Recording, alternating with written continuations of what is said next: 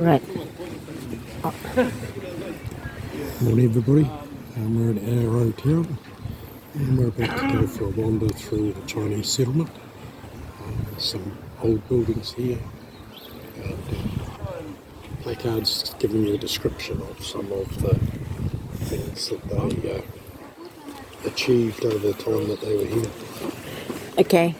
And set out and about. We are in Arrowtown, Chinese settlement. So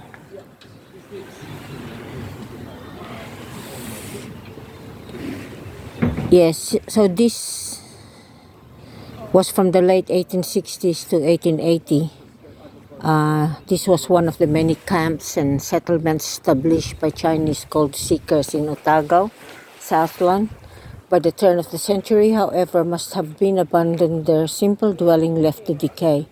Today, the restored remains of Arrowtown Chinese settlement offer a rare glimpse of the life and times of New Zealand's first Chinese immigrant. So who were they? What brought them here, and why did their settlement stand apart from the Arrowtown community? So approximately 8,000 Chinese came to Otago, Southland and West Coast gold fields. They came not as settlers but to make money and to return home. Yet in the 1870s, these quietly resilient men provided 17% of Otago, Southland goldfield population, 40% of its miners, and for many years produced 30% of its gold. Yeah, so they were the first, so there was about 80,000 of them that came. So, 8,000 that came. Yeah. That was actually quite a lot. Yeah. So, there's the toilet. Outhouse.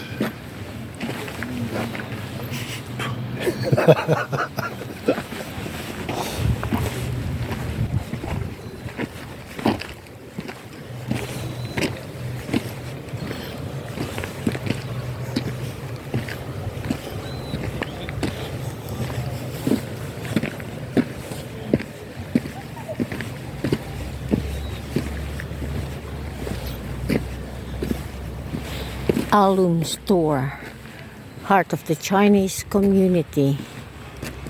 So that's the store. So that's like their supermarket? Yep.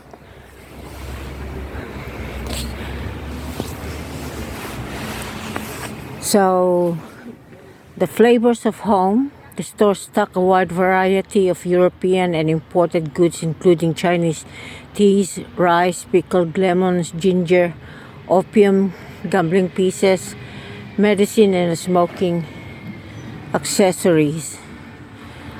Alum is also called Lao Lei, was a respected community leader. His literacy in both English and Chinese enabled him to transact business deals and serve as an interpreter and letter writer. Chinese gold seeker used his store as an informal bank and a community meeting place where they could smoke, gamble, and chat among friends.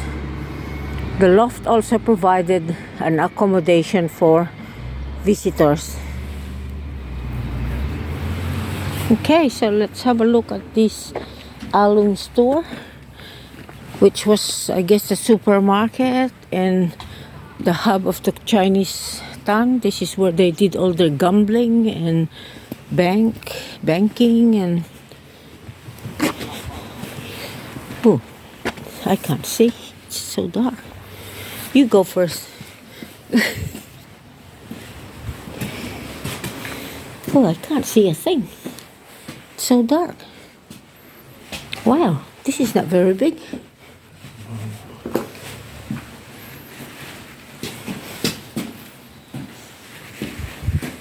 It's actually quite scary. I can't, honestly, I can't see. Is it just your eyes or my eyes? It's dark in here. Is that a door? Wow. This is where the sleeping accommodation was up in the rooms. Well, this was like the supermarket too. Wow, look at that. Yes, you can see that the Chinese weren't very tall. Look at that. This must have been as a bank as well, you know. Mm. And I just, this door must, I did it slid across. Yeah. So, yeah, so I guess, yeah, that's right. This must be the bank. Yeah, and the post office. Yeah.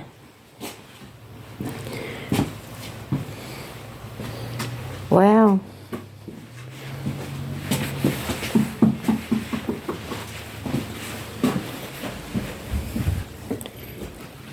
These would have been very cold buildings, even though they are. got some Look at it. It's made of... thick. Mind your head. Come through. How would you like to buy this house? Bit chilly, no?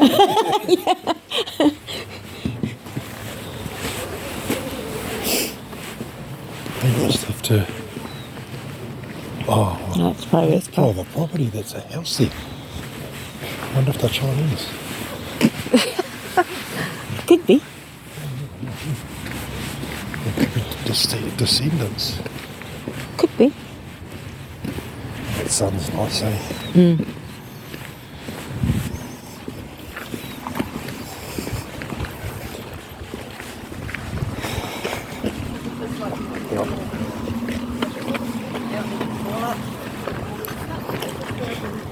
You're welcome to use it. I might even take a photo of you. What's a photo?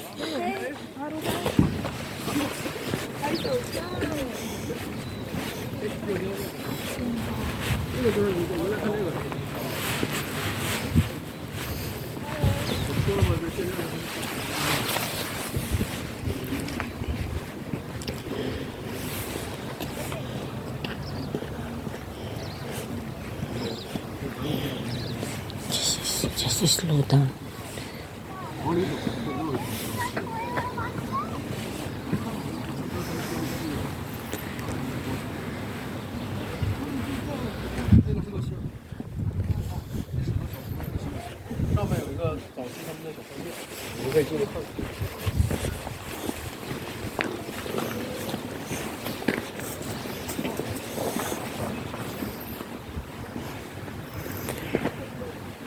Peasant farmers seeking wealth and honor. Almost every Chinese gold seeker came from the Cantonese province of Guangdong in South China. Here, life for small farmers was a struggle for survival against overpopulation, unemployment, disease, and political turmoil.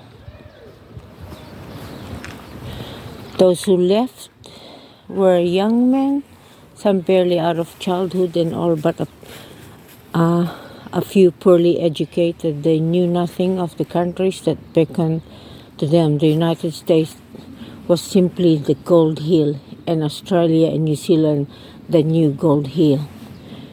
And those who were left behind, women including newlyweds, stayed behind to provide family support. Their future was equally uncertain, not knowing when the money would be sent home or whether they would see the men again. In fact, almost 1 in 7 gold seekers died in New Zealand. 7, wow.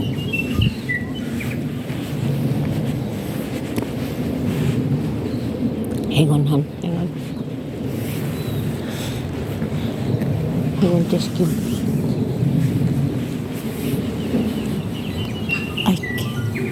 Look, there's some birds at the top there.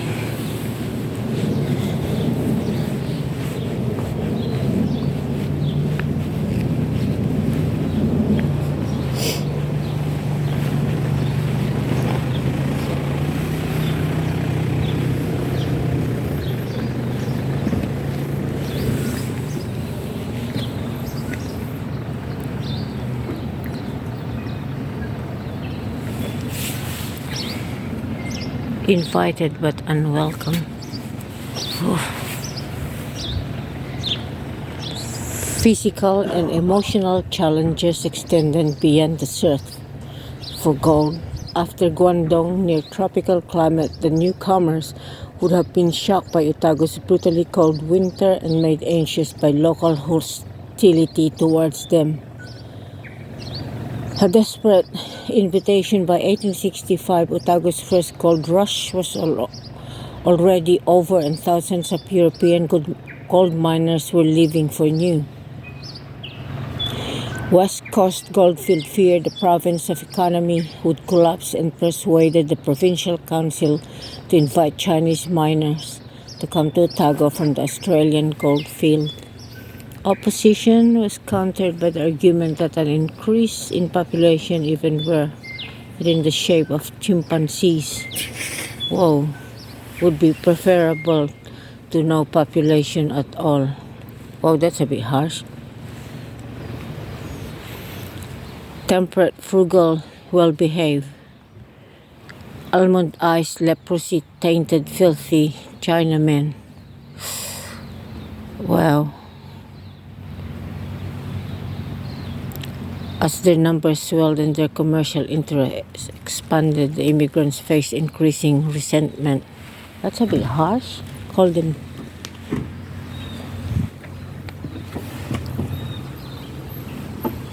The Chinese did their best to avoid trouble. They kept to themselves, living largely outside European community and depending on each other for support.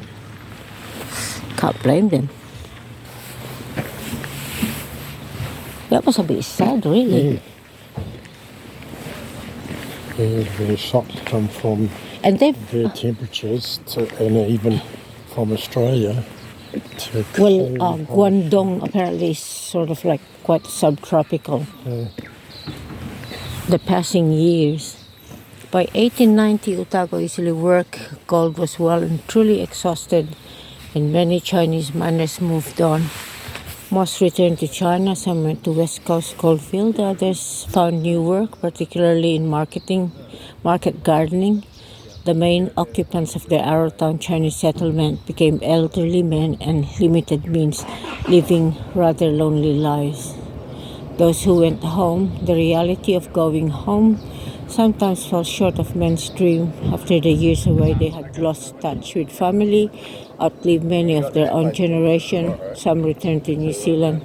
Those who stayed as European gold miners left the district.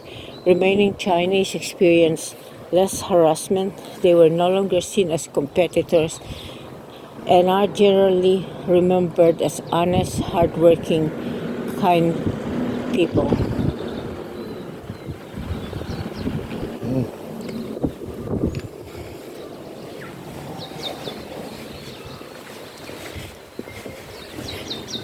Yeah, I could just see how. Yeah. There must be a stream runs through here where they did the gold mining as well. Yeah. But you could imagine that these are only a couple of buildings. This area would be absolutely packed with tents and shacks and stuff like that. Yeah. And would that be like a typical goldfield? We'll just have a look at this. Wow, look at how tiny those houses are. Physical remains, reconstructing the past. Do-it-yourself, the Chinese gold seeker knew how to build simple hut using limited resources. Notice how the chimney is usually placed next to the door and how dark it is. Furnishing were limited to a sleeping platform and a storage boxes. The only decoration or inscription that wished good fortune, written on red paper and placed outside the door and inside the hut. Right, let's have a look at that one there. That's that one there. So these ones are real, actual houses that they had in those times.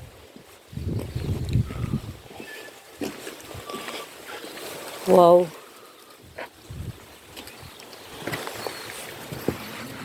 Whoa. Wow. Wow, that's pretty tiny.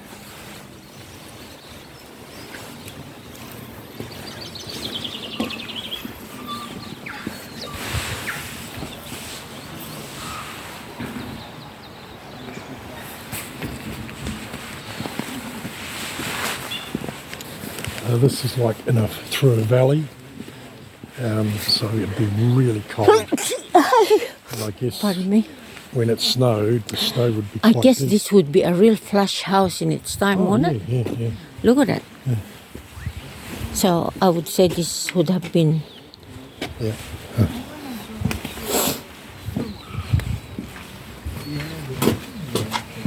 And there's the fire there. It's so dark. Oh, look at that.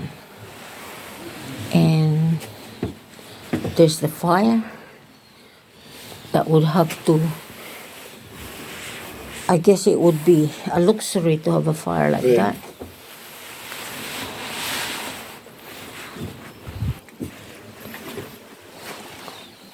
I guess in its time this would have been luxury as well for them. And probably, I don't know how many people would have lived in here.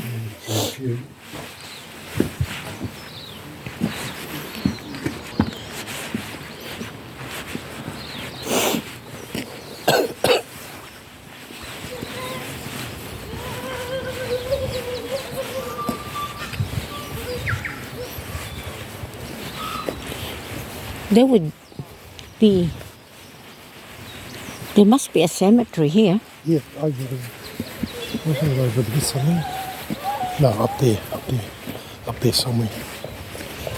No, what I mean for those Chinese people that have died in here, because with their living condition, it would have been, there would be a lot of disease in here, won't it? Yeah. I think it said back there leprosy and all that sort of Yeah, stuff. but they have them, branded them. Yeah.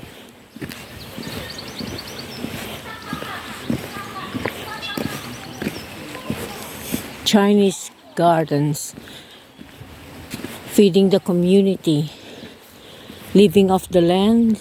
Imagine neat gardens cut into the sloping hillside behind the huts and extending all the way to Alum store. These small enclosures, bounded by fences, hawthorn hedge, and stone walls, were valuable for both commercial and personal use. Extra income as a return from gold mining declined. Many Chinese turned to garden produce to their income. Potatoes, corn, cabbage, peas, gooseberry, and strawberries were among the most commonly grown crops in central Otago. The local resident Tin Pan called regularly at house in the Arrowtown area, selling fresh vegetables from baskets slung on a bamboo shouldered pole. Let's see. So that's that one there. That one, I think, is that one up there. Yeah, so these ones are, they are all original, eh? Yep.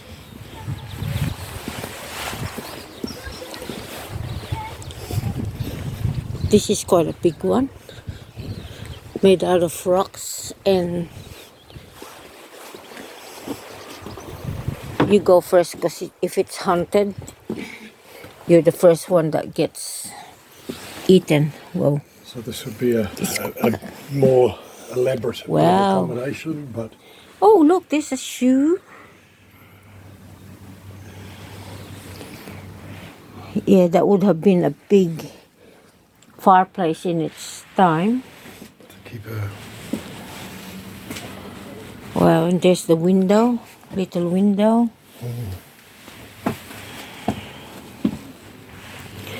Can I go out first? In case.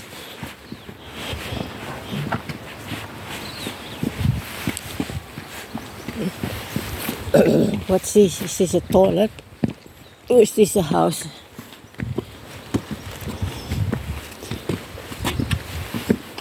What is it? I don't really know.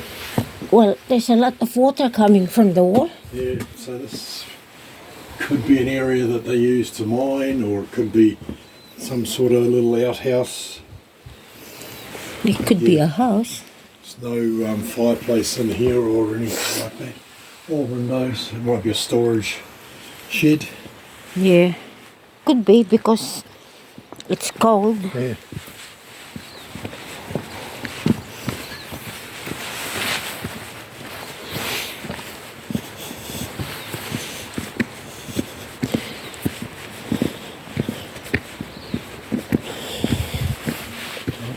Yeah.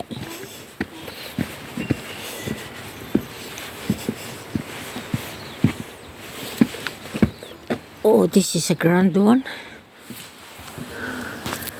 Do you want to go first?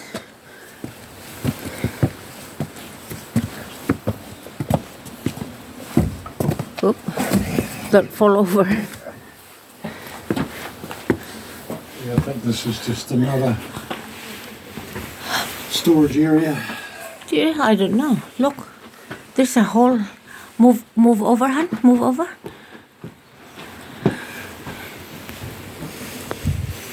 Yeah, This could be a house.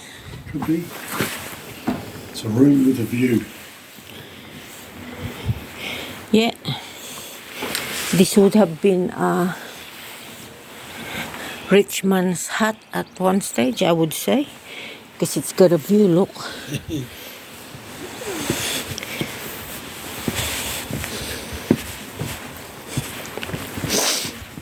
Oh, it's cold.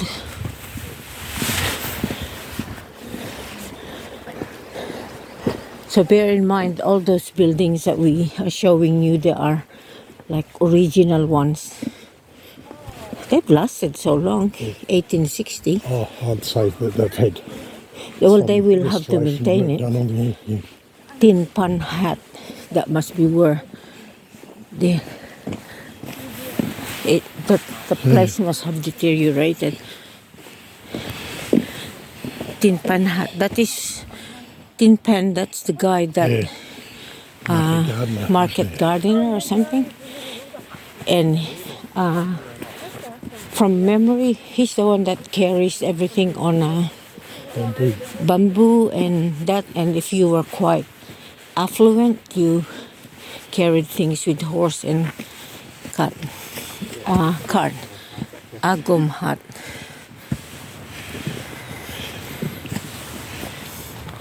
So this one is a remnant of another house, but I guess everything has deteriorated. People live down over here. I can hear water, so it's probably over there somewhere. Oh, there's heaps of, what do you call those bird? They eat them. Quail. There's a lot of quail. Yeah. That's because there's people in. I thought you wanted to take a photo. Yeah. You won't get near them, but yeah. Here, here's take my other one. I don't know if you guys can see it. There's quite a lot of quail walking around there, or just because I put it Oh, and they all hid. on, they're all gone now.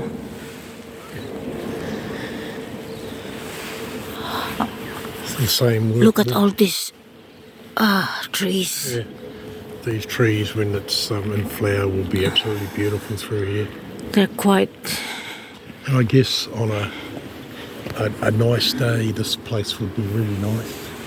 Picturesque, warm as well, because it'd be very sheltered. Right. Let's go into that.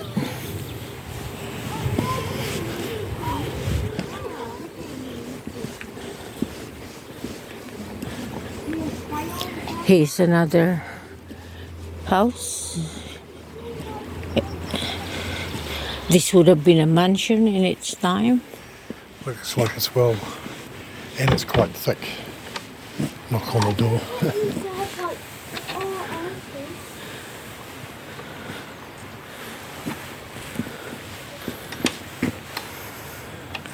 But another thing like here, that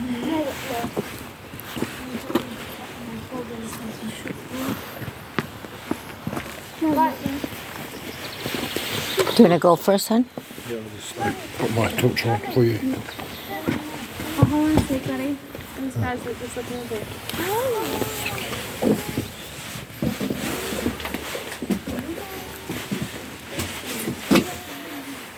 So there's the...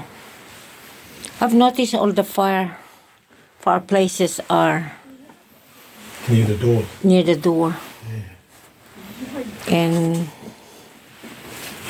I guess it will provide light as well. These walls here look very nice, eh? Yeah. Well built. Well, all these rocks, I've seen them around. Yeah. So they would have carried that from the river. Yeah.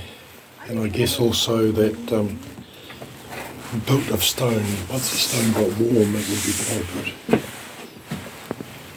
And no doubt these would be, they would have their fires going all the time. 24 Yeah. hours a day. Can I go out first? Yeah. Wouldn't it be funny? Because these houses people would have died in. Oh, definitely. Yeah, definitely. And when you replay all this, then you'll see someone in it. That would be, because I do sort of feel like I freak out when I go inside them. That would have been a real mansion in its Yeah, time. yeah. It looks quite good, eh? That's quite nice. Do you want to take a photo of us in it, huh? In it? Yeah. Yeah, stand out here. here. This one, because it looks... Hang on, let me just get space right. You come on this side in here.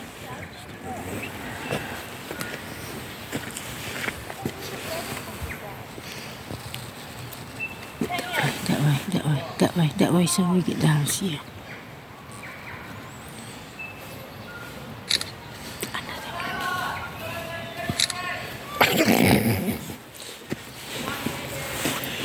It looks like it's just a walk over there along the river. Yeah, that's like a river. Yeah. So that's the Chinese settlement. Chinese settlement in Arrowtown. A little bit of history for you all. Yeah. I hope you've enjoyed that. And for out of New Zealand people who do travel to New Zealand, do make Queenstown, Arrowtown, Wanaka, that sort of area a must to come and see. Allow yourself a good few days to have a look around at the sites that are here. It's a touristy place, so things are a little bit more expensive than other places, but you know, But this it's well worth the... this Chinese settlement one is free. Yeah. So you just Come and have a look. just come and have a look, and that this is a bit of history for The gold mining The in gold Central mining. Otago. and the Chinese immigrants. So as Elms had said earlier, around 8,000 Chinese Chinese immigrant, and they came to were New Zealand from either Guangdong or something, Guangdong and province in China they and were Australia. like poverty place. Like the States was the first gold mine place, and Australia and New Zealand was the new gold mine place. So they all came in here, and I guess a lot of Chinese people would have died in this place, trying to seek that fortune that they were hoping, and a lot of their families were all Relying on them. relying on them and waiting for when the money got sent. But yeah, it wasn't, they didn't really make that much gold in here. So half of them stayed, and some went home, and some ended up coming back. And the one that stayed, they started having doing the garden things until till these days.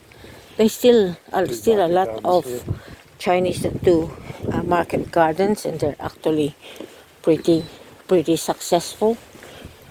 And I must say they are not poor anymore, because I find that a lot of the Chinese people that are in here, the second, third generation Chinese, are actually quite very well off now. Hardworking, honest, and that, and there's certainly do not get called those things in those times. So these 8,000 Chinese people has practically Set them up. opened the doors for the Chinese community.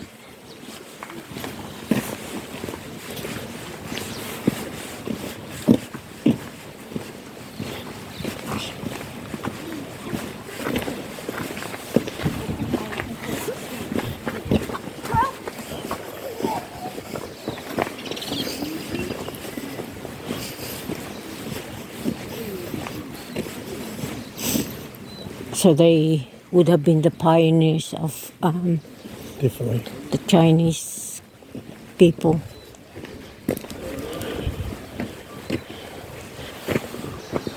So there you have it, ladies and gentlemen.